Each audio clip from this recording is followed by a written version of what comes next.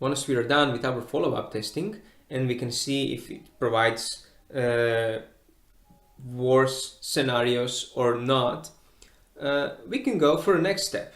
The next step is about the generalization. Often we find issues around corner cases under extreme conditions.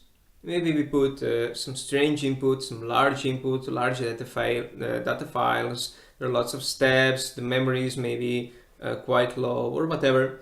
And usually developers will say with lots of reason that, well, this is a corner case. We won't have such case in real life, in production, and they're quite right. If it's a corner case, then it's not so important. But we want to understand and we want to get this bug fixed. Therefore, we must generalize. This means uncornering our corner cases. Show it fails or it doesn't fail under less extreme conditions. It will provide us valuable information about how critical this bug can be. If it fails under less extreme conditions, well, it's a general bug. We need to get this fixed.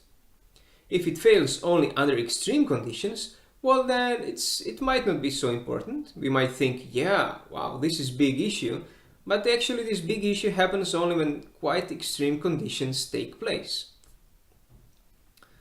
If we do not generalize, we will not be sure what happens with the bug, if it reproduces under less extreme conditions or not. Another dimension of generalization of a bug is displaying if it fails or not on a broad range of systems. Some bugs can happen only under specific configurations. Under a specific build of a specific browser, this and that happens. We have to understand if this is a corner case, if this happens only under a specific build of a specific browser, or it happens all over the browsers. We have to discover. This is the work of discovery. Some can say this is part of a follow-up testing.